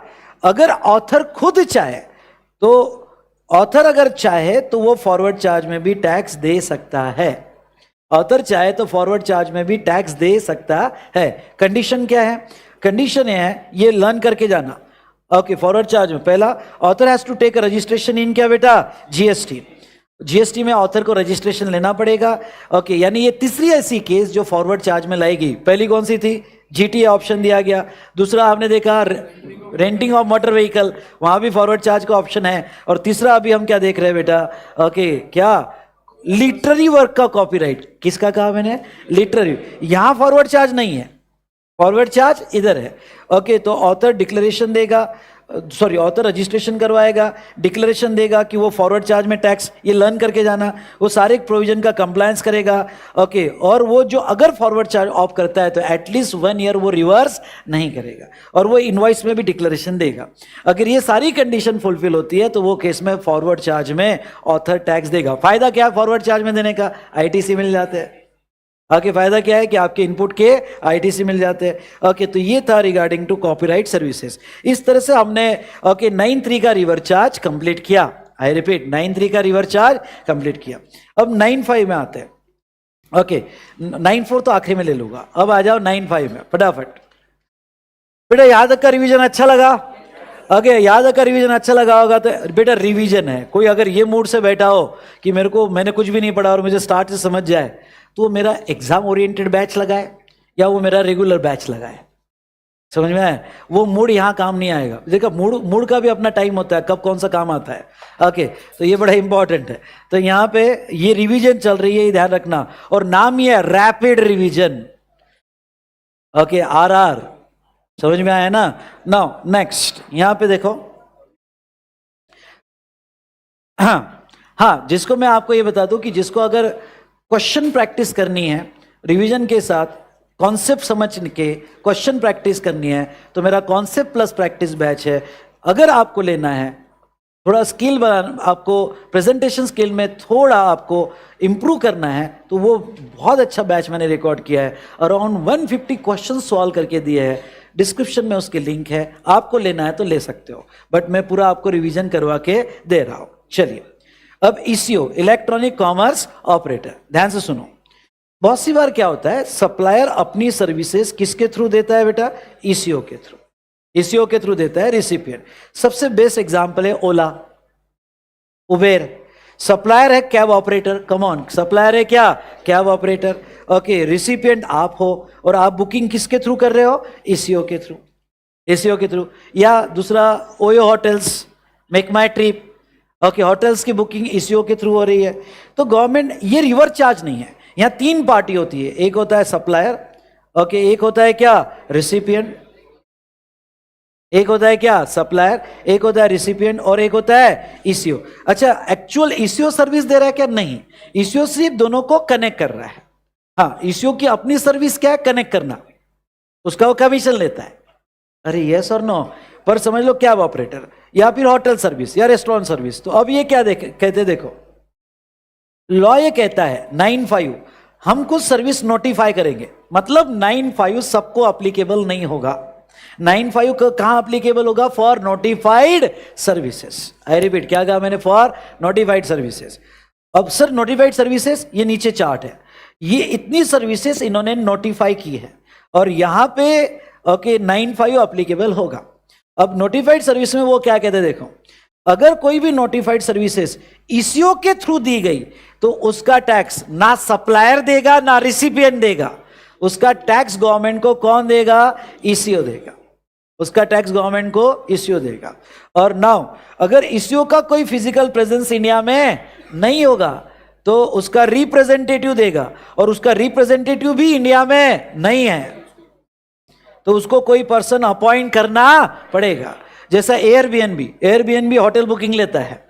ओके, होटल बुकिंग या स्टूडियो बंगलो या रूम बुकिंग लेता है, तो एयरबीएनबी का कोई फिजिकल प्रेजेंस इंडिया में नहीं है, पर वो बुकिंग इंडिया से लेता है और इंडिया में बुकिंग करवाता है। तो ऐसे केस में उसको रिप्रेजेंटेटिव अपॉइंट करना पड़ेगा, या उसको कोई पर्सन अपॉइंट करना पड़ेगा फॉर पेमेंट ऑफ टैक्स, अगर ECO के थ्रू बुकिंग होगी। तो चलिए, तो इसमें कितने नोटिफाइड सर्विसेज है? 4 पहले थी और एक ऐड हुई। ओके, वो है लोकल डिलीवरी, वो अभी ऐड हुआ है। 5 सर्विसेज नोटिफाइड हुई है। अब थोड़ा इसका स्ट्रक्चर समझ लो। 2 ऐसी सर्विसेज है, ध्यान से सुनना, 2 ऐसी सर्विसेज नोटिफाइड हुई है कि जहां सप्लायर, ECO और रिसिपिएंट, सप्लायर रजिस्टर्ड हो या ना हो। दो ऐसी सर्विसेज है कि जहां सप्लायर रजिस्टर्ड हो या ना हो, अगर वो ईसीओ के थ्रू दिया गया तो उसका टैक्स कौन देगा? ईसीओ ही देगा। इवन दो सप्लायर रजिस्टर्ड होगा तभी उसका टैक्स कौन देगा? ईसीओ। और 3 ऐसी सर्विसेज नोटिफाई हुई है, सुनो मेरे दोस्तों, 3 ऐसी सर्विसेज नोटिफाइड हुई है कि जहां जब तक supplier not liable to registered है, कम ऑन, जब सब सप्लायर नॉट लायबल यानी थ्रेशोल्ड में है और उसने कोई सर्विस ईसीओ के थ्रू दी तो उसका टैक्स कौन देगा? ईसीओ। और जैसे ही सप्लायर लायबल टू रजिस्टर्ड हो जाएगा, कम ऑन, सप्लायर बड़ा हो जाएगा, लायबल टू रजिस्टर, तो फिर ईसीओ नहीं देगा, उसका टैक्स कौन देगा? सप्लायर देगा। ये बात समझी या नहीं समझी? ओके, बोलो यस सर। ओके, तो ये जो 3 है इसको अलग रखते हैं, ये जो 2 है वो उसको अलग रखते हैं। तो भाई ये 2 में कौन सी सर्विसेज है? ओके, पहला है passenger transport service by cab या other motor vehicle.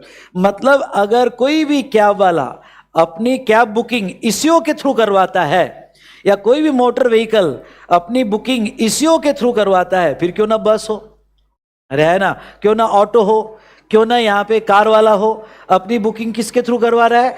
Eco, Uber से, ओके, ओला से, या कोई भी रैपिडो से। अरे यस और नो? तो ऐसे केस में ओके उसका टैक्स अगर कैब या अदर मोटर व्हीकल होगा और बुकिंग ईसीओ के थ्रू हुई होगी तो उसका टैक्स कौन देगा? ईसीओ देगा। लेकिन इसमें एक एक्सेप्शन है। कौन सा एक्सेप्शन है? ओमनीबस। इसमें एक्सेप्शन क्या है? ओमनीबस। अगर ओमनीबस का सप्लायर कंपनी होगा, ओमनीबस का सप्लायर खुद का क्या कंपनी होगा, तो वो कंपनी टैक्स पे करेगी। लेकिन अगर ओमनीबस का सप्लायर कंपनी नहीं है, अदर देन कंपनी है, और बुकिंग किसके थ्रू हो रहा है? ईसीओ के थ्रू, तो उसका टैक्स कौन पे करेगा? ईसीओ। सिंपल वे में, जब भी पैसेंजर ट्रांसपोर्ट सर्विस का बुकिंग ईसीओ के थ्रू हुआ, एक लाइन में पैसेंजर ट्रांसपोर्ट सर्विस का, कार का हो, ऑटो का हो, बस का हो, किसके थ्रू हुआ? ईसीओ के थ्रू हुआ, तो उसका टैक्स कौन देगा? ईसीओ।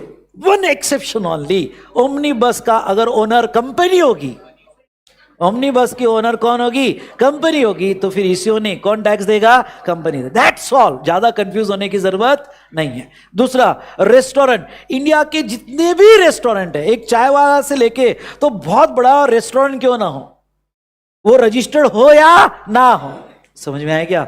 अगर वो अपनी बुकिंग स्विगी से लेगा, अपनी बुकिंग जोमेटो से लेगा या कोई अदर, समझ में आया क्या? तो अगर वो अपनी बुकिंग ईसीओ के थ्रू ले रहा है, बहुत बड़ा रेस्टोरेंट हो, करोड़ों का टर्नओवर हो, ओके, रजिस्टर्ड हो, लेकिन अगर बुकिंग ईसीओ के थ्रू होगा तो उसका टैक्स कौन देगा? ईसीओ ही देगा, उसका टैक्स ईसीओ देगा। लेकिन यहां पे एक ट्रिकी पॉइंट क्या है? ट्रिकी पॉइंट ये है कि स्पेसिफाइड प्रीमाइसेस, अगर रेस्टोरेंट स्पेसिफाइड प्रीमाइस में होगा, कहां होगा? स्पेसिफाइड प्रीमाइस में। और स्पेसिफाइड प्रीमाइस यानी क्या? समझ लो ऐसा होटल 3 स्टार 5 स्टार जहां रूम रेंट 7,500 से ज्यादा है, या कोई भी ऐसी प्रीमाइस जिसने खुद को डिक्लेयर किया है एज अ क्या? स्पेसिफाइड प्रीमाइसेस, और उस स्पेसिफाइड प्रीमाइसेस में रेस्टोरेंट लोकेटेड है, जैसे मैरियोट, मैरियोट में रेस्टोरेंट लोकेटेड है, समझ में आया, और उस रेस्टोरेंट ने बुकिंग ईसीओ के थ्रू ली, किसके थ्रू ली? ईसीओ, तो वो केस में ईसीओ नहीं देगा, क्योंकि ये रेस्टोरेंट स्पेसिफाइड प्रीमाइस में है, तो उस केस में टैक्स कौन देगा? रेस्टोरेंट वाला ही देगा। अरे समझा कि नहीं समझा? समझा सर। नाउ ये तो 2 हमने देखा। 2 के लिए एक बात ध्यान रखना, इन दोनों के लिए eco is liable to pay tax irrespective of the fact that supplier is registered और नॉट। टैक्स तो ईसीओ देगा अगर सप्लाई ईसीओ के थ्रू हो गया। नाउ लेकिन 3 सर्विसेज, अकोमोडेशन इन होटल, मतलब होटल में अकोमोडेशन, लॉज में अकोमोडेशन, रूम बुक हुआ, होटल का रूम बुक किया गया, लॉज का रूम बुक किया गया, ओके, और इसकी बुकिंग ईसीओ के थ्रू ली, मतलब ओयो, मेक माई ट्रिप, अरे है ना, तो बुकिंग किसके थ्रू ली? होटल की, ईसीओ के थ्रू ली। या हाउस कीपिंग सर्विस और प्लम्बिंग सर्विस, इसकी बुकिंग ईसीओ के थ्रू ली, ओके, अर्बन क्लैप, ओके, बहुत से हाउस कीपिंग, बहुत से प्लम्बर, कारपेंटर सर्विस किसके थ्रू बुकिंग आई? अर्बन क्लैब के थ्रू आई, ओके। और एक नया अमेंडमेंट आई भाई साहब, ओके, मैं सबको कहना चाहता हूं, मैं रिवीजन ले रहा हूं, लेकिन आपको अमेंडमेंट करना पड़ेगा अगर आप ये रिवीजन मेरे को देख रहे हैं, जो अभी रिसेंट बैच कर रहा है उनका तो मैंने कवर कर लिया, लेकिन जो पुराना कोई बैच का होगा तो आपको अमेंडमेंट लेक्चर देखना पड़ेगा, और अमेंडमेंट मैंने अपलोड कर दी है। ओके, आपको ये अमेंडमेंट मिल जाएगी मेरे यूट्यूब चैनल पे, थिंक जीएसटी थिंक विशाल सर, या डिस्क्रिप्शन में आपको उसकी लिंक मिल जाएगी। ओके, पर मैं जो रेगुलर बैच वाला है और जो अभी मई के लिए है, सितंबर के लिए अपीयर होने वाला है, इवन तो मैंने रेगुलर क्लास में कर लिया होगा, लेकिन 1 घंटे का स्पीड में देख लेना, क्योंकि सारी अमेंडमेंट एक जगह है और अमेंडमेंट पे क्वेश्चन आते हैं तो तुम्हारा फोकस ज़्यादा रहेगा। तो प्लीज़ वो अमेंडमेंट देख लेना, ठीक है? जब भी तुम एग्जाम में जाओगे उसके 10-15 दिन पहले एक बार गो थ्रू कर लेना। ओके, तो अमेंडमेंट में वो है लोकल डिलीवरी सर्विसेज। ये लोकल डिलीवरी सर्विसेज क्या होता है समझ लो। अब तुमने देखा होगा डंजो नाम सुना होगा, पोर्टर नाम सुना होगा। ओके, तो यहाँ भी स्विगी भी है, ब्लिंकिट भी है, लोकल डिलीवरी सर्विस देता है। आपको अपने दोस्तों को गिफ्ट पहुँचाना है, या आप कोई बैग भूल गया आपका फ्रेंड, अब कौन जाएगा इतने दूर, तो भाई ओके बैग क्या लोकल डिलीवरी कर दो, डंजो को बोल दो या ब्लिंकिट से कर दो। अरे समझा नहीं समझा?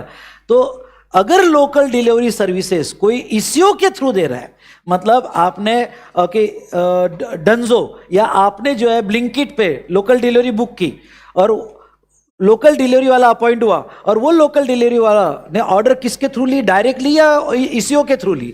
ईसीओ के थ्रू ली ऑर्डर, तो वो केस में उसका टैक्स कौन देगा? ईसीओ देगा। या पोर्टर है, पोर्टर जो है ओके कोई लोकल डिलीवरी वाला अपनी ऑर्डर किसके थ्रू ले रहा है? पोर्टर के थ्रू ले रहा है, तो वो केस में रिवर चार्ज में यहाँ पे कौन टैक्स देगा? ईसीओ देगा। लेकिन ये तीन केसेस में समझना भाई साहब, और ये 3 केस में क्या समझना है आपको? 3 केस में आपको ये समझना है कि सप्लायर जब तक नॉट लायबल टू रजिस्टर्ड है तब तक ईसीओ देगा।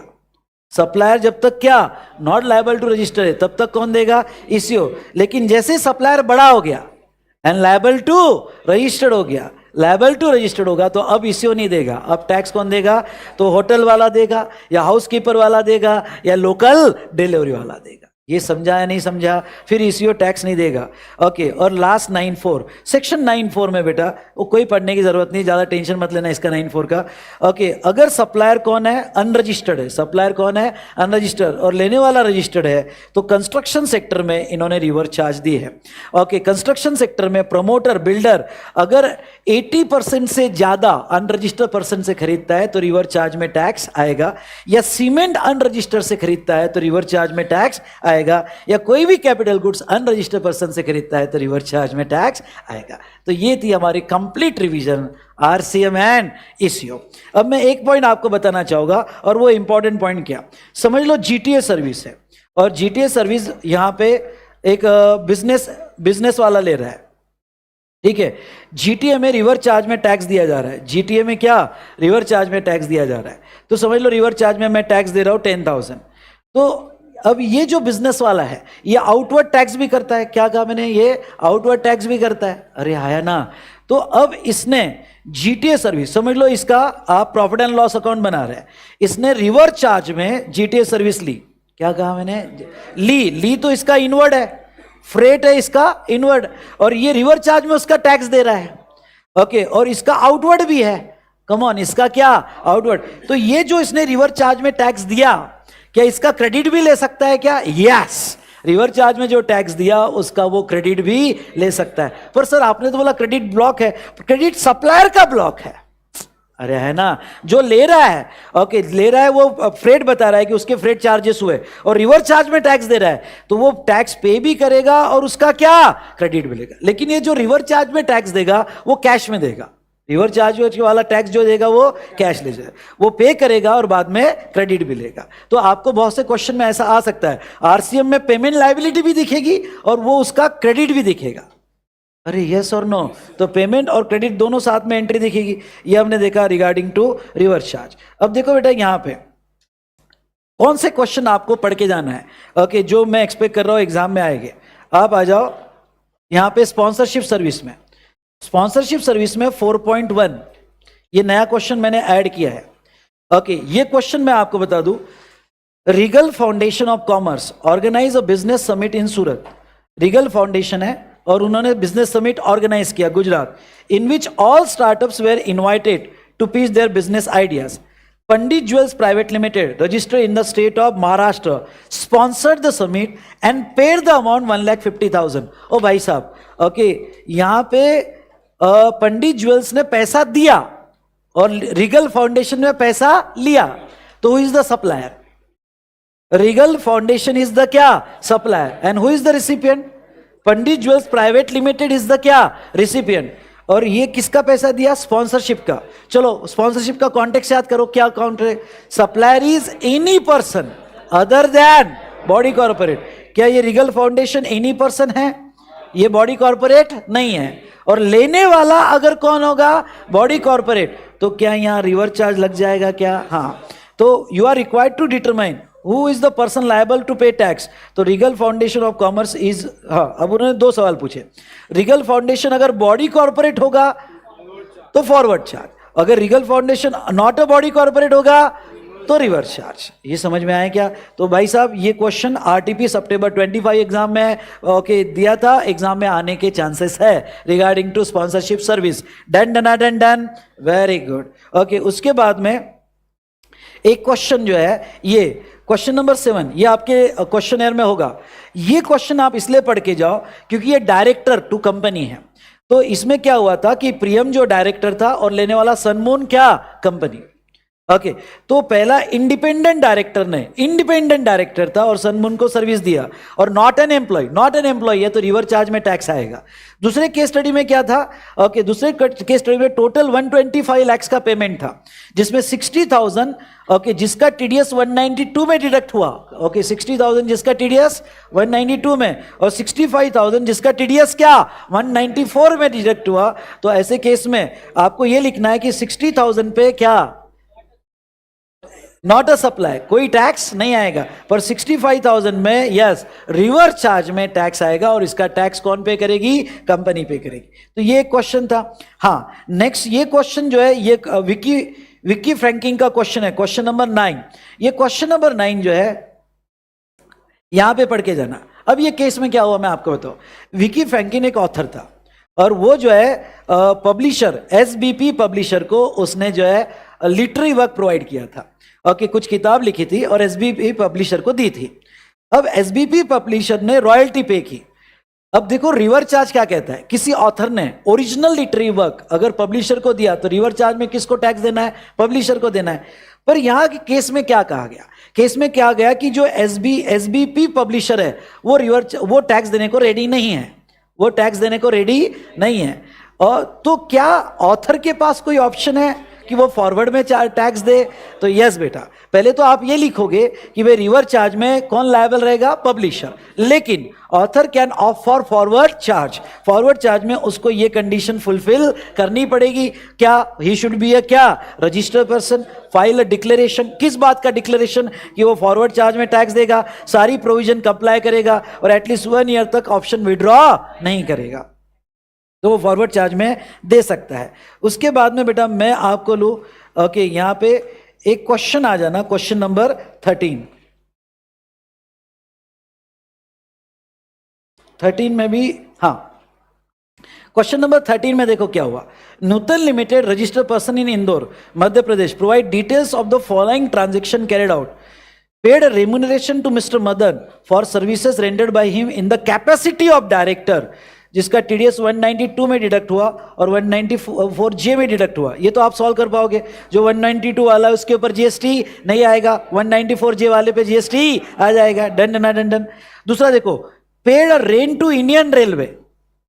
एक मिनट, नूतन ने सुनो, नूतन ने रेंट पे किया, किसको पेड किया? मतलब बताओ आउटवर्ड की इनवर्ड? पेड किया मतलब इनवर्ड हुआ ना, पैसा दिया. ओके, रेलवे को दिया रेंट, रेलवे को रेंट दिया. ओके, उसका इनवर्ड है for the property located in same state okay which was taken on lease. एक मिनट, ये रेंटिंग ड्वेलिंग है, ये रेंटिंग कमर्शियल है या रेंटिंग बाय गवर्नमेंट है? इंडियन रेलवे ने रेंट पे दिया. अरे है ना. ओके, और मैंने आपको कहा इंडियन रेलवे अगर कोई भी रेंट पे देती है तो ये रिवर्स में आएगा या फॉरवर्ड में आएगा? फॉरवर्ड में आएगा. तो इसका टैक्स कौन पे करेगा? इंडियन रेलवे पे करेगा. अरे समझा कि नहीं समझा? ओके, नेक्स्ट यहां पे paid to XYZ Security Private Limited for providing security service to its warehouse across state. Security agency is not registered under क्या? GST. अब security services XYZ को प्रोवाइड किया गया, ओके, और providing security services to its क्या? Warehouse, to across state, तो क्या होगा बताओ? फॉरवर्ड चार्ज में, क्योंकि सप्लायर कौन है? Body corporate. सप्लायर अगर बॉडी कॉर्पोरेट है तो वो केस में यहां पे सिक्योरिटी सर्विस क्या कहती है? Any person other than body के. सप्लायर जिसको पेमेंट किया वो बॉडी कॉर्पोरेट है, तो ऐसे केस में फॉरवर्ड चार्ज आएगा, रिवर चार्ज नहीं आएगा. Paid fee to local municipal corporation, मैंने पैसा दिया मतलब मैंने सर्विस ली. Corporation for renewal of companies factory licence for financial year. अब मैंने लाइसेंस फीस गवर्नमेंट को या लोकल अथॉरिटी को दी, तो क्या लॉ क्या कहता है? Any service by local authority to क्या? Business entity. तो ये केस में क्या आएगा?